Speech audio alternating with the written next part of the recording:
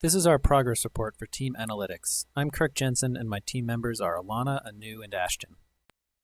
The primary through line of this project has been to maximize the number of common resources across all diseases. To that end, we've made a list of the most common data elements across all 50 diseases and grouped them into 15 categories.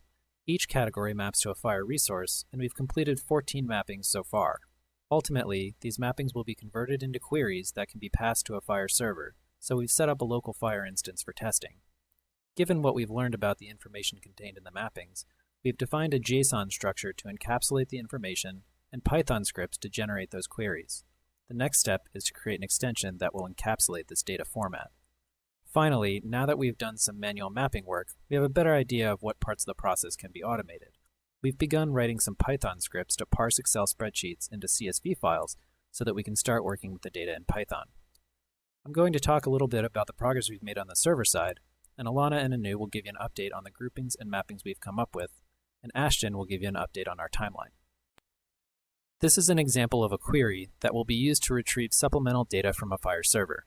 The end goal of our project is to design many such queries in order to cover all the supplemental disease data that the CDC is interested in.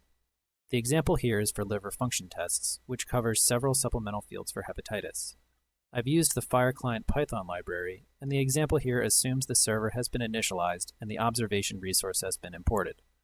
The input variable for this script is the patient ID, but for this example I've hard-coded it in. First, we define the LOINC codes corresponding to hepatic function, and then we loop through them to query the FHIR server for records containing each code in the given patient ID.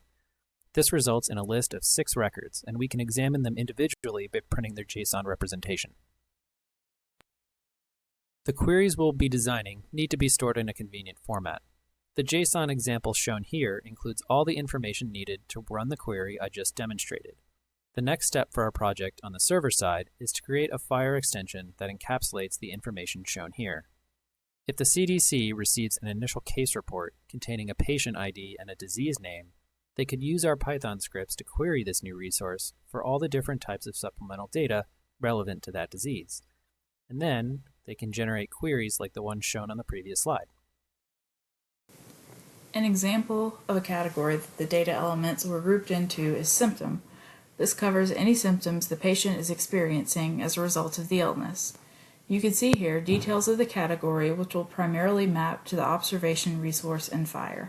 Hi, in the earlier slide, Alana talked about the symptom category in detail. In this particular slide, we're going to talk about how to map the list of categories that we identified into the existing FHIR resources.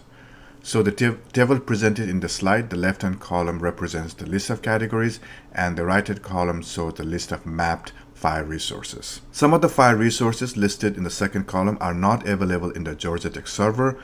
Those categories are listed in HL7 standard. During the mapping process, our main objective is to leverage existing FHIR resources as much as possible without creating the new FHIR resources. So if you look at the symptom category can be mapped into observation FHIR resource, but for some categories such as complication, we have to use a number of existing FHIR resources such as diagnosis, condition, and detected issue.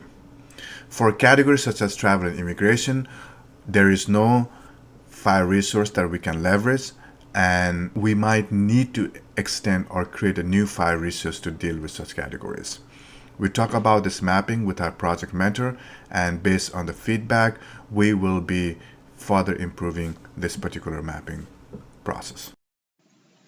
Here's the timeline for our project. The information described in this project presentation was all found as a part of the mapping initial diseases to FHIR resources stage. At this point, we're considering the stage done.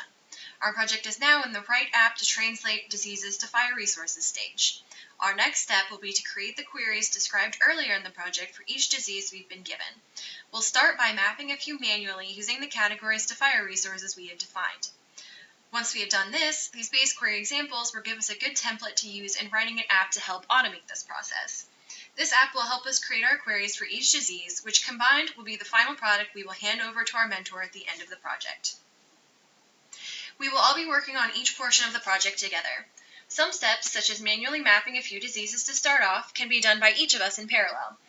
But creating the actual app will be a collaborative process that each person in the team will work on. Once the app is created, we can once again split the remaining diseases that still need to be mapped between the team.